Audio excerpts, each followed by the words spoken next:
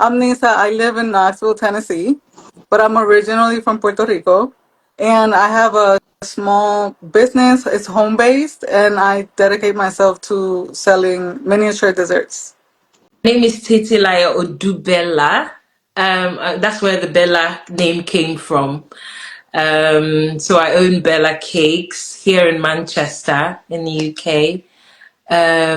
So I make cakes. Not I don't do desserts. I just do celebration cakes, wedding cakes. I don't do pastries as well. So yeah, that's what I do. Though I have a 9 to 5, but it's not the baking part is not really a part-time job because I basically have deliveries every other day. So it's not looking like a part-time job anymore. What made me move it from passion to professional? I think that was a decision a long time ago, and that decision was born when I had to leave work because I was nursing my children and I needed something to do in that time. And then I went on to try baking. I like creating. If we're having mini events, I like making the tables, putting things in mini jars, putting ribbons around them. I just like creating and making things around the house. So I thought, okay, let's just start making things, start with cookies or whatever. I wasn't working, so I couldn't share with my colleagues at the time. But then as my first cake was actually not too bad. So family thought, oh, it looks like I've started a business. And I got introduced to someone who I baked for. It wasn't for free, but it wasn't a professional price. Um, but yeah, that's how it started. And I was so encouraged by my first income, of course. And I just started making cakes since then. That was a very long time ago, probably about 9 years ago. So yes, and then I started taking trainings, and then after like 2 years, I thought I was bold enough to start doing wedding cakes. And then I did the wedding cake training, and yeah, and then when I relocated, it took me a couple of months to make the decision to want to continue doing it over here, mostly because I didn't really understand things around here and I didn't just want to jump into it. So I thought to do a couple of months before making that decision. Thankfully, I did that because when I did relocate, I went to London first. 3 months after, I moved to Manchester. So imagine I had started that and then I have to move the business again. So I moved to Manchester, and then that was when I thought, okay, you know what, I'm home, so let's start it properly.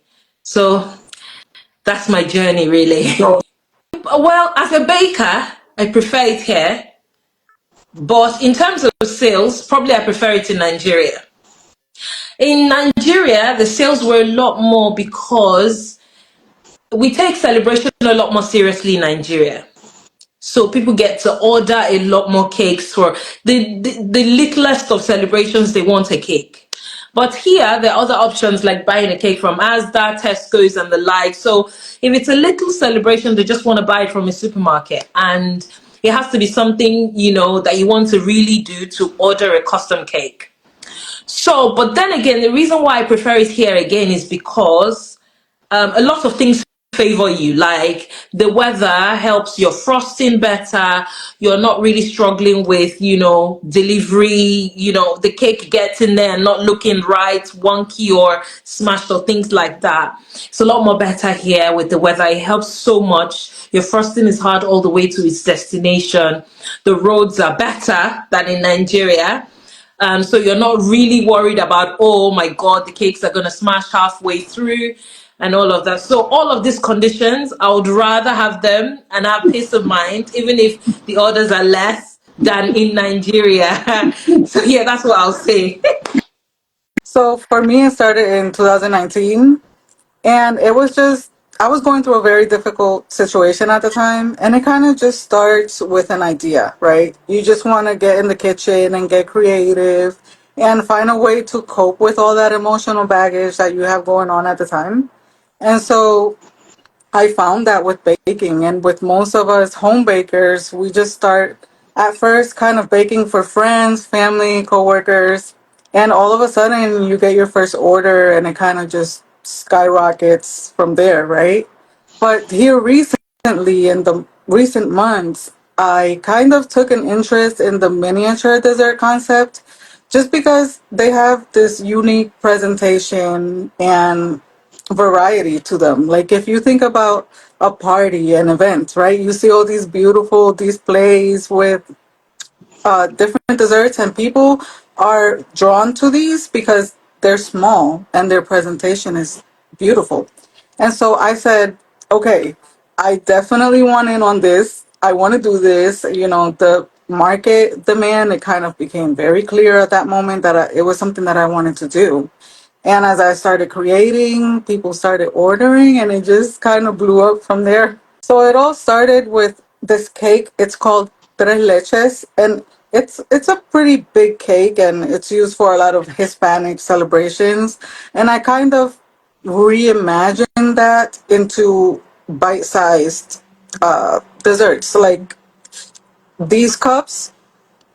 So I kind of reimagined the dessert into small cups with a spoon. And it just turned out so great. You see everybody just walking around an event, just holding one of these. And it was just my way of saying, okay, this is my niche. This is what I want. I want unique flavors. I want things that reflect my Hispanic culture, but also just things that are kind of trendy and mix and match that, I guess. I haven't transitioned because friends and family are still there and they just depend on you 100% that you're going to deliver for every celebration. So I haven't really transitioned. But the good part is that they pay, but the bad part is it's never full price.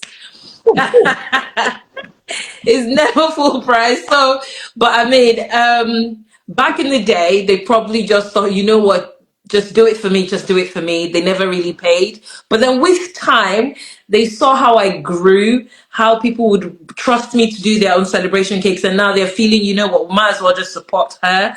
So I have transitioned from free to discounted, but and I'm still there now. So I would say the fear of not getting enough customers, maybe. Um, I'm not. I'm sure the normal answer would be the cost, finances, and all of that. But at the time, I did have a really supportive husband. That the business couldn't afford it, maybe, but he was there to support me. So the finances wasn't really the issue. It was just a fear of if I ask him to put in this money into the business now, what's the guarantee that I would make it like I'm so scared not only to disappoint myself and also to disappoint him as well. I want to be responsible enough to return that money back from the business that, you know what, I know you didn't want to lend it to me, but I'm giving it back. I want the business to be responsible, but I don't want to put myself in a position where I'm not able to. So that fear really affected me so much. And that's one of the reasons why I never really left home, even when I was in Nigeria. I've always been a home baker, always, always. The fear of branching out, even when I was a home baker, I still scaled up, but not to the extent of actually having my own bakery because of the fear and I don't know. So I never really got there, but I think I scaled up to where I thought I could handle things, and I'm still at that stage now. So I'm not sure I'm ever going to be ready to get to that bakery. It comes with a lot of things, comes with a lot of baggages.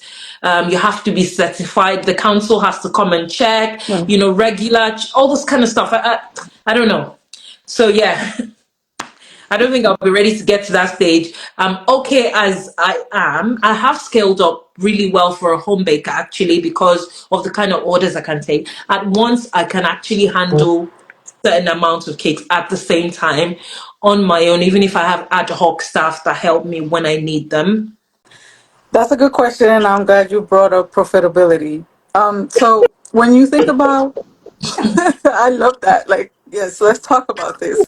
So when you think about why a customer is coming to you to buy a mini dessert, it's usually because of the presentation and the personal touch, right? So in a venue, you can have the beautiful wedding cake, but they also want little desserts. And it's just because they want that bite size experience for someone, right? And so when you give them that, the guests feel like they have something that was kind of tailored for them. And that's where you kind of build in the wow factor for them and the customer satisfaction side. And so, like, our job as bakers is to kind of provide them with a visually generous portion of a dessert.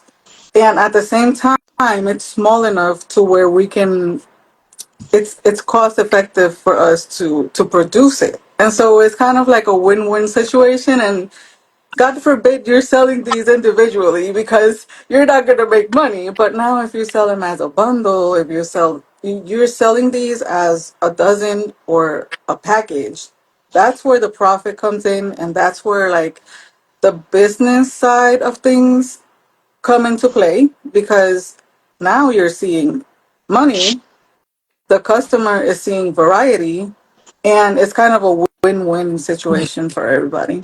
Yeah, I've definitely experienced some challenges, especially being home-based. Like Bella said, for example, I we don't have this commercial kitchen, commercial space, commercial employees, right? We're mostly wearing all the hats on this. And so most of the time, uh, time management comes into play. So you have to kind of determine how much you can handle during that week and work around that.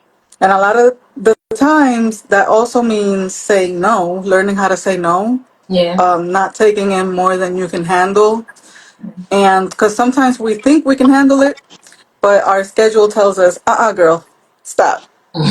Don't take this order. Don't take one more order. And I think one of the most challenging things is storage Yeah. and space. With me, I don't want to say it's easier with me because I have two standby staff sort of. They're sort of training with me, but they're not here all the time. But when I have like a lot of orders, I'll take go, and I know it's coming, and there's a lot of baking that's supposed to happen maybe a week before that time. Then they would come and do the baking, and sort of overseeing, and they're training at the same time. So the three of us are doing it all at once, and it helps lift the load. Then when it's time for decorating as well, which is probably in another couple of days, then they're back again, and then we're doing it together. Yeah, so that's how I manage it. They're not always here. I call them when I need them. And that's how our training works, sort of. They want to learn from me, and I also need their help. I can't give them specific times for them to come and do training, 3 days, go. No, it doesn't happen that way with me. And we've come to understand that that's the only way. They work 9 to 5 as well, so we've just agreed, we'll do this mostly on the weekends. When I have that much work, you come, we do it on the go, like as we're doing it, we're learning. I don't want us to, because you're training for me, and I haven't really started a training program. I don't want to cost you for it. I don't know how I'm going to cost it. So let's work such that I'm helping you and you're helping me as well. But let's plan it properly. So then I figured out the weekend that I need the help. I let them know, and they're here, really, and we get it done. When it's decoration weekend, I call them again. They're here. We get it done.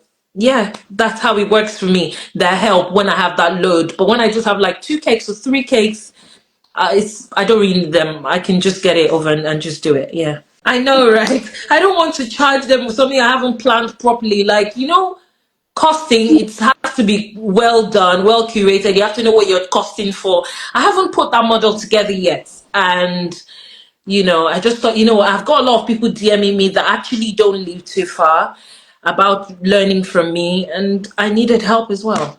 So. I work with standard recipes, and I'm sure they do that with desserts as well. I still go through a recipe book. I have everything written down. I still refer back to also some of them in my head, but I still refer back, and I just do the multiplier effect thing. So if I'm doing more, I just multiply the recipe. I've done it so many times that I've now written it down. That, for example, if vanilla recipe and I have to do a 12, I've already written it down for 112 round. I just have to multiply this recipe times 2. If it's a 10, I already written it down that I just need to multiply by 1.5. So if I'm doing a lot, all I have to do is just add all those twos, 1.5s, ones, all of them together, and then I make up a multiply the recipe by 9 and just do it and share around it. So that's what I do, and it's the same all the time. It's very important. I mean, I'm sure it can't be overemphasized really, because how else would you create an identity for your business? It's really not just all about the logo and all of that we typically say. It's about every other thing. I mean, how you relate with your customers, the kind of boxes you use, typically just what they know your business for. If you like use the transparent boxes, and they see, maybe they go to an event and they see a cake with the trans, they'll be like, oh, I know that's Bella. I don't even have to see the name. I know it's her cake. It's just branding is very important. It's just positioning yourself typically, just buying yourself a space in a particular niche for people to know you even before they hear from you, or people to know you even before they see your card or things like that. It's very, very important to work with branding, especially when you're starting off, because that's what then grows in people's mind as you grow, and it's stuck in the head, literally. So yeah, Mhm. branding is important. So I like to measure. For example, if I'm making cake pops, I like to use. I brought my props because I love props. I like to use a scoop, and Ah, I see. yeah. So like with cake pops, I want them to be the same size throughout the whole order, and this helps me. And then another thing is that I weigh my things. So like a scale, like a small digital scale, it helps me if I lose my scoop. I know the ounces that I have to measure for every cake pop. Another thing that I do that's very important is, for example, I do a lot of chocolate dipped treats. And for example, someone wants a color and they tell me, hey, I want all these dipped in blue. And I'm like, I could do that, right? Sometimes we get cocky like that and say, I could do that. But we didn't confirm what shade of blue. So So she wanted a baby blue, and I'm over here doing like a royal blue.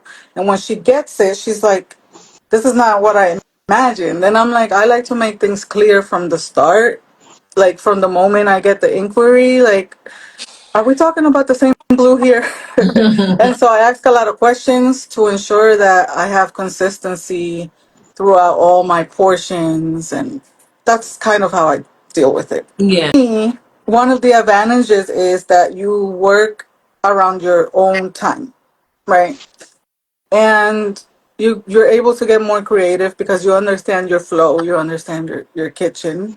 And one of the disadvantages is that you don't have a storefront. So a lot of times people like that contact of going to a storefront, and you can't provide that. And so it's kind of like a counter, I guess it's counterintuitive in a way. Like, I'm sorry, I don't have a storefront, but I have these options for you. I think so, to be honest, because things have gotten a lot more modern now. Not not people don't even have time to go to storefronts anymore. So, loads of home bakers have websites, they deliver. I mean, what's the reason to go to a storefront? Just order it and get it to your doorstep. Like, what's your reason? Things have gotten a lot more better now and more accessible. So yes, I do believe that as a home baker, you can grow way as big as if you had a storefront. And it doesn't when see, and I think it's people just believing that when you're a home baker, you're just baking in your small kitchen. That's not true. As a home baker, you probably have a really large kitchen, to be honest, and you've got like an external shed or an outer building where you do your storage. Like I do, I've got a really big storage, and I've got the freezer size and fridge size to take a lot of cakes and things like that. So just because I'm a home baker doesn't mean I can't do the quantity. So yeah, as a home baker, you can, yeah. Absolutely. maybe one of the challenge, maybe something like I'm trying to work a design and last minute it's not turning out to be how I thought it would be. Last minute, it demotivates me. I'm not even gonna lie. I'm gonna be like, so what's the point? Am I getting better? Or am I mean, come on. But to be honest, what really motivates me is the fact that the customers are very understanding. I don't know. I think I'm blessed with a lot of customers that are very. I've not really had a customer. Well, since I came to the UK, because Nigerian customers are a different breed. But here, I've not really had any customer that has been really upset with me if something really isn't going to plan.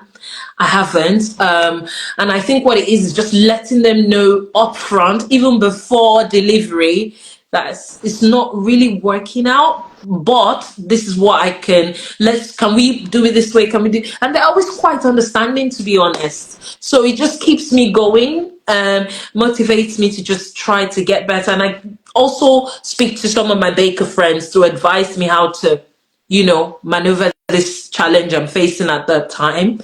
And then it always ends up not as bad. But yeah, I guess maybe the understanding customers really help. I try to make my space very, what's it called?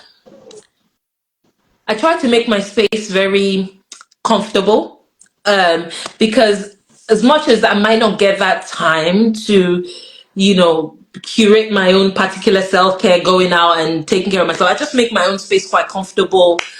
Sometimes I'm decorating, I'm baking or whatever, and I'm watching my shows. Um, you know, I have my space is quite. If it's hot, I've got like an air condition.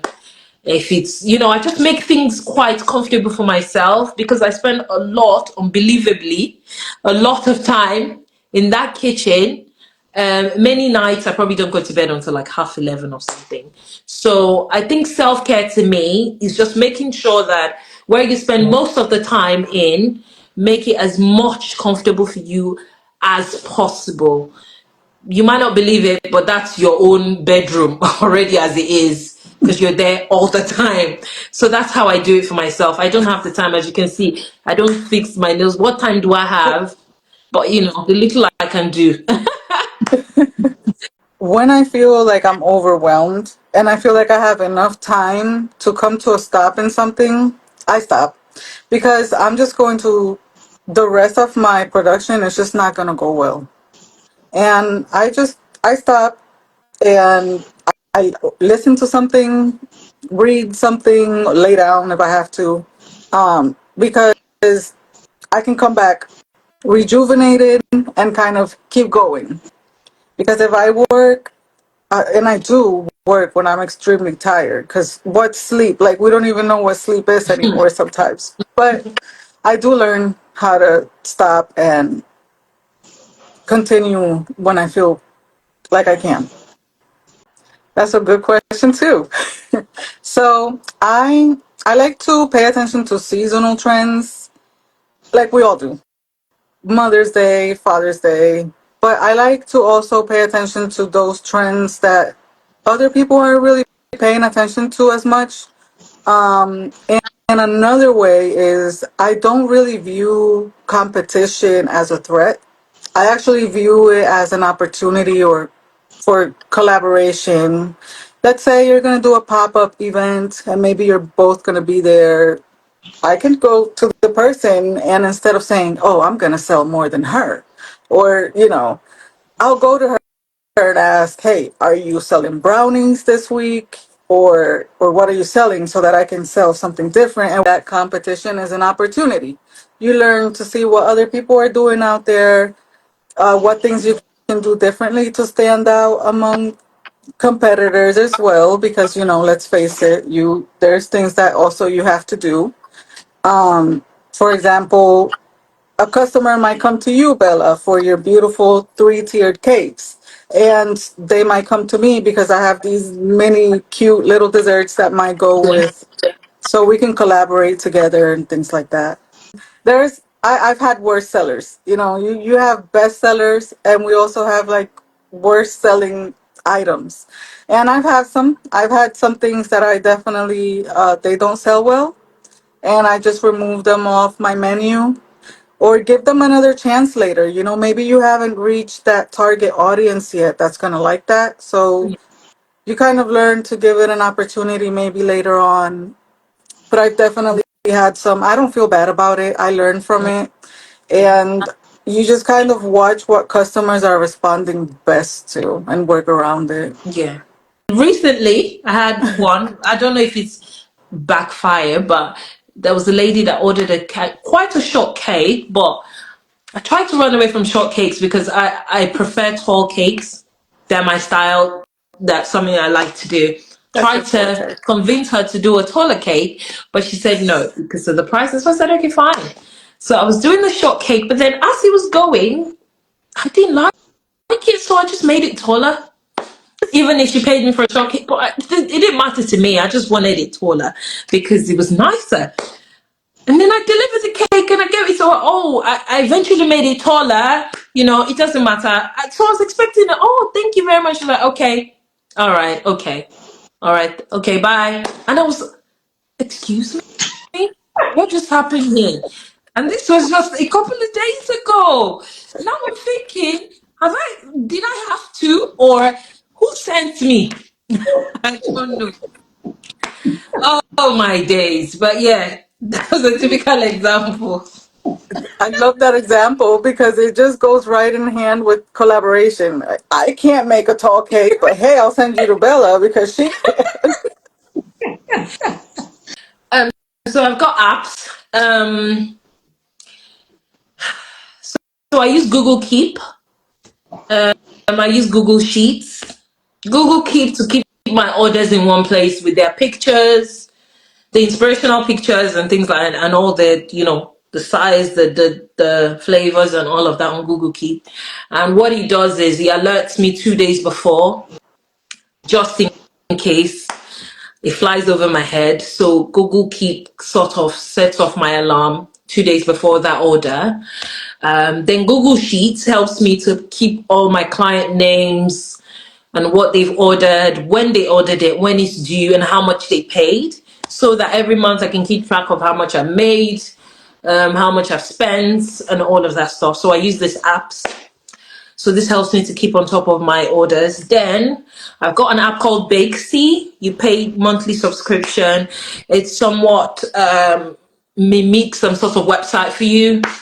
But then again, I got a bit laid back lately because you have to keep updating the website with your new designs and putting new prices and all of that and all of that. So I do use that. I put that link on my social media so people can. And typically, the reason why I do the Bakersy is because it's not really because I've got standard prices. I don't actually, because then it depends on the size and the height and the design and all of that. But I do it because a lot of people just message me just to know the pricing and so they can have an idea. So I do that so they can go to the link and see the prices of what I've done before.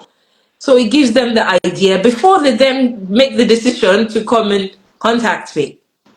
So yeah, these are the things that I use to keep track of my business, and typically because I'm quite forgetful, really forgetful. So this apps really helps. Well, here in the United States. So there's inflation right now. And I kind of like to do it every 3 months, right? For example, I have a spreadsheet where I keep an inventory of my ingredients and my items. And not only do I track inventory, I also put real time prices. And so if like prices are going up, let's say on flour or on sugar, I have to recalculate all that, and then I have to go back and recalculate the menu because I mean I have to price correctly, and so that's what I do. No, no, I've never actually quit. It's been delayed. Like I said, when I relocated, I've always thought I was going to continue baking again, but I just didn't know when. There's been a pause, but then I've never really sort of, because I don't know what I'm going to do with myself, to be honest. I don't know. So yeah, I don't think I can quit. I think over here, to be honest, it hasn't really I don't know, maybe it's just me. It hasn't really it doesn't change that often. in terms of the prices it doesn't really change that often. And I think it only just changes at this time of the year, every single year in April, which affects every other businesses in the country, because I think that's the financial, that's when they reset the financial year in the UK in April. So that's the only time all businesses, even work, increase pay. So all businesses review their prices at that time. So I typically just aim for April, especially when I have to do my accounting for the year. So I aim for April to review my prices, or I have a look again in another 6 months just to see if the prices at the stores of these things that I use actually are going up. But I noticed that even the difference isn't as much, so I can still do with it till April again. So it doesn't really change much for me. I don't know. Sabo. It's the passion and the money as well. Who doesn't Of want? That's the course. reason why we're all in business, right? Um, I think what's really keeping me more in business is the new creations I make every day. Is this? I don't know. Every time I see what I do, and they're all always different. I'm just so happy. That I'm doing beautiful things like this, and just the fulfillment that even if I do have a 9 to 5 and all of that goes with all my bills, I have something going on to help me, just keep body and soul together, sort of. So, yeah, it's just that hope, really, that keeps me going. I wish, I mean, I'm pricing correctly now, but if there's anything that I wish I could have done differently is price confidently and not feeling bad when telling my prices. Because most of the time we feel bad and then we're not even breaking even. And so at the end of the day, you don't have a business. You have an expensive hobby. You're over here just baking away and you're not really making profit for your business because you feel bad for people. But then I learned desserts are a luxury. They're not a need. You don't need them. People Yeah. know that too. But they try to take advantage that, hey, you're a home baker. You can bake this almost for free. And then you feel bad. And you're over here giving things for charity. But I learned how to balance gifting because I do love to share and business. And I wish I could have taken my business seriously from the beginning. I do. Yeah.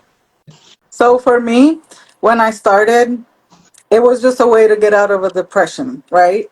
But it became something that I was like, oh, people are asking for this now, like they want to pay me for this, and I'm like, of course, I still work a 9 to 5. I haven't come to a point where I'm like, okay, I can leave this and turn this into my full time thing. That's where I'm trying to get at. But and of course, for money, who doesn't want financial liberty, Yeah. freedom? Um, but yeah, I think it's very important because I don't clock into my 9 to 5 for free. I'm not gonna go work for to make someone else rich for free. Hello? I I think that people have a misconception like, oh, she's doing it for the money. Yeah, wouldn't you? Do you understand? Exactly. Wouldn't Yeah. you? And so, yeah, it's for both. It's because I found something that I didn't quit in 3 months. I found something that I stuck to and that I really enjoy doing. And it's profitable too. Heck yes, I want it. The moment they hear ching in their bank account, I mean, it's a bit.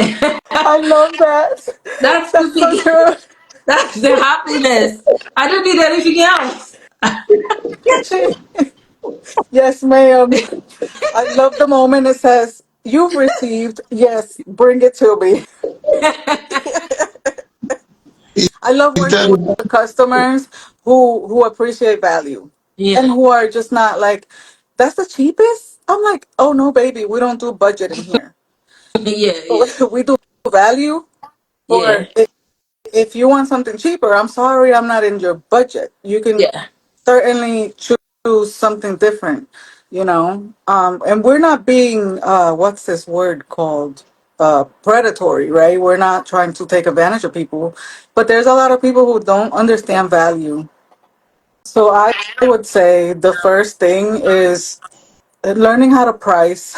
It's very important. I mean, I could repeat this all day, but there's basically, I would say, five major important points of pricing, right? You have your ingredients, you have your overhead. Even if you're a home baker, you have to account for those overhead costs. It's very important. People think that you don't, but yes, you do. You have your packaging. Packaging counts in and that price. You also have your labor, your time, because that's your time that you're investing to make something beautiful for them. And then you have profit for your business, because it's also important. And so I would say price correctly, and I would say learn how to say no, because sometimes you're gonna have to say no to, you're gonna have to weed out those customers you don't want for your business. You don't want to attract those customers, and you're gonna have to also say no to people you do want to attend, but you just don't have the capacity. So it's like, I guess, balancing out, right?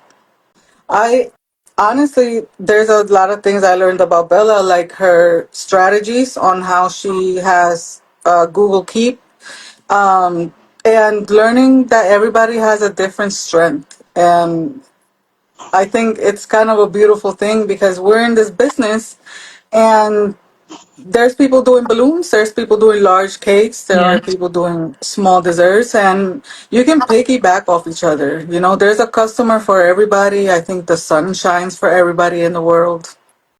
To be honest, I didn't even know that I was gonna come with someone else. So it was quite what's it called, interactive. I really liked it. And the fact that I'm actually meeting someone that is corely on desserts. I don't think I've met someone like that. Most people that do desserts are doing something else. So it's quite interesting to know. And to be honest, I'm glad that she's come on to talk about it, because a lot of people need to actually learn that you need to specialize. And that's the reason why I don't do desserts. I used to in Lagos, but you know how it is. We just want to do everything. But then I grew to realize I can't. It's crazy, you know. And for you to grow better, you need to stick to one thing. And that's the reason why I stuck to celebration cakes. And I don't do pastries as well. Sometimes I do meat pie, but that's only because I do it and some people like it. So I thought, if you know about it and you want it, I'll get it for you. But I'm not going to advertise it like a product. I love what Baker's TV show is doing. I think this is a great thing, especially how Bella said it's very interactive. You get to kind of see another point of view. So I think what you guys are doing is great, and I absolutely love it. And thank you for the opportunity. I would love to be back. Yeah. Yes, I see it as a good platform for a lot of bakers to learn a lot of things. It doesn't have to be upcoming bakers, even experienced bakers, because then again, I learned a lot of things from Nissa today. We all just keep learning, right? So I think it's a good platform for people to pick and, just fill in the gaps of where their knowledge might be lacking a little bit. So that's what I feel about Baker's TV show. Um, Kudos to what you guys are doing. It's really great for people out there to learn and know where, like, some sort of community where they can run to and, find out things that they might be lacking aside from YouTube, and get to speak with a lot of bakers that they probably didn't know out Mhm. there. Put a lot of people out there as well. So yeah, it's good. It's good work. It's amazing.